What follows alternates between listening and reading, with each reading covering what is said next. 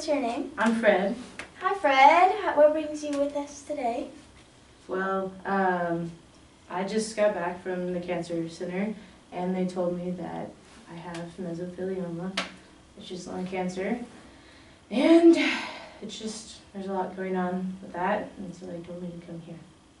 Okay, so how does that make you feel, that diagnosis? How does that make you think about everything? Well, I mean, it really sucks. Yeah. Like, I may be 66, but I wanted to live a little longer. Yeah. And so, I mean, it kind of affects every aspect of my life.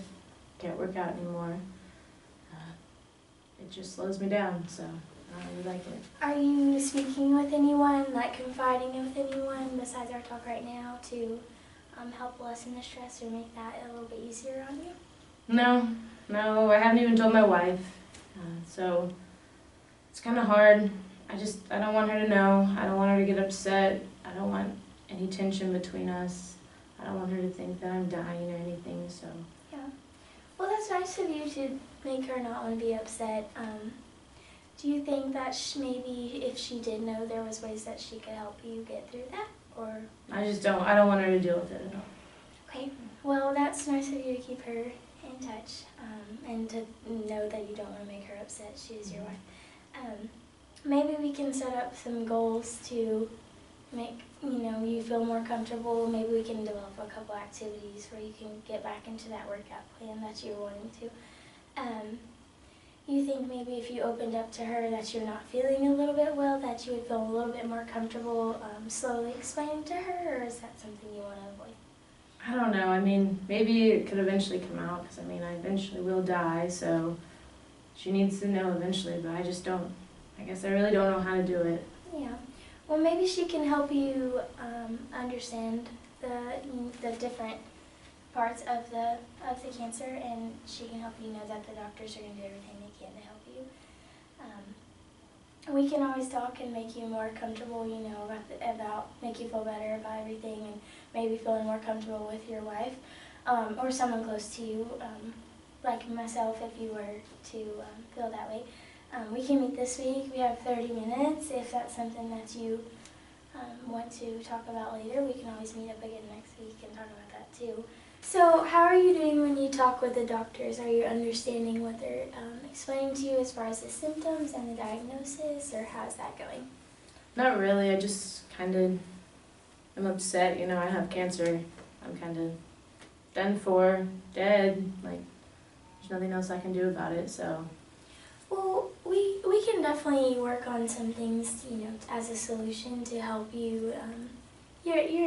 Dying is not the only option that you have. We can work on ways that get you better. We can maybe have, you look other places. Have you tried going with any other doctors or anything? No, I kind of just gave up, There's nothing, like chemo would probably just kill me, and so I don't want to try anything else. Well, that's good that you've got trust stability with the one doctor that you are with. But maybe we could work on getting some other opinions from other doctors. Maybe chemo is not the only option that you have. If that's not something that you're looking at, maybe they can recommend a few other things. So maybe we can get you in with a few of those other doctors. I would like to definitely talk to more doctors, just okay, so I can understand it more, and maybe eventually talk to my wife about it. Yeah, well, great. So we can get you set up with another doctor that we have in our office. And we can get, her name is Dr. Jennifer. We can get you scheduled with her. I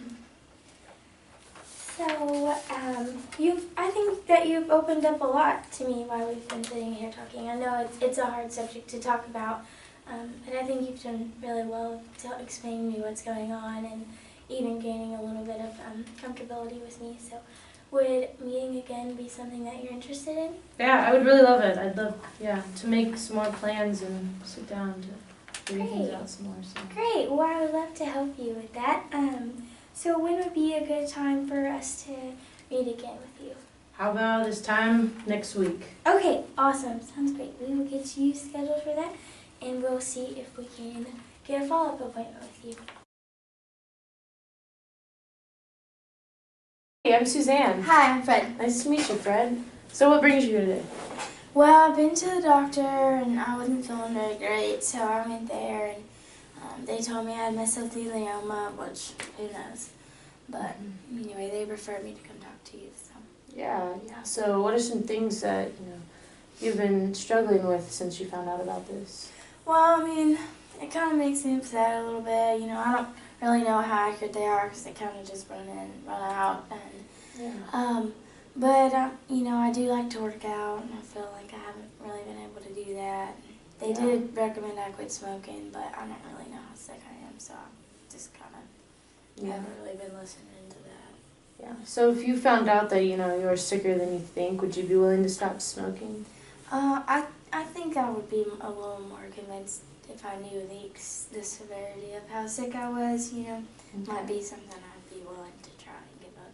Yeah. And you said the doctors just come in and go out, so. Yeah, they don't really give me a whole lot of information sometimes, so I feel like I kind of don't really know. So would you be willing to sit down with a specialist? Because we have many in this building that we can refer you to.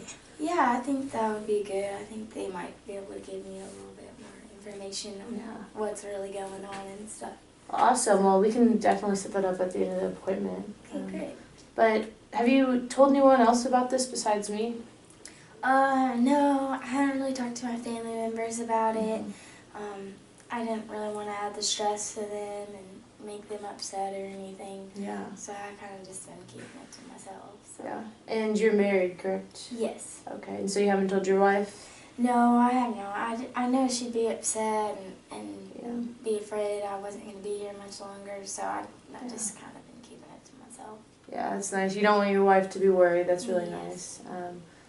But, I mean, what if it does come to death and your wife has to deal with that? Would that hurt you in any way?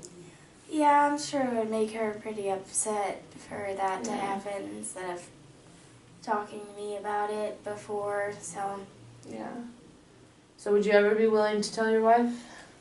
I mean, I guess after understanding a few things, you said, if I were to just die, she'd be even more upset without knowing anything about it. So I think maybe I could talk to her a little bit more.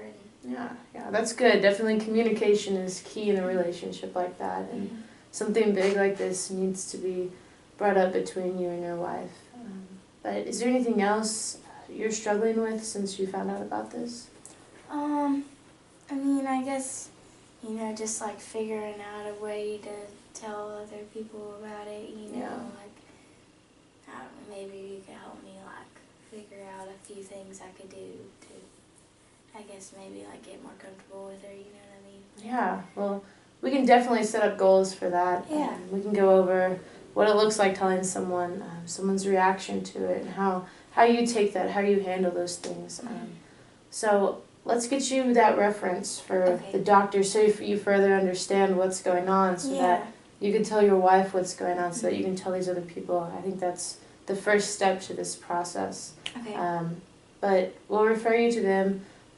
And let's set up an appointment for next week, another 30-minute appointment. Is that good? Yes, that'd be great. When would you like to meet next? Let's do next Thursday at the same time. I think that'll be good. Awesome. I can do that. Let's put you in for then. Okay, awesome. Thank you so much for coming in. Thank you.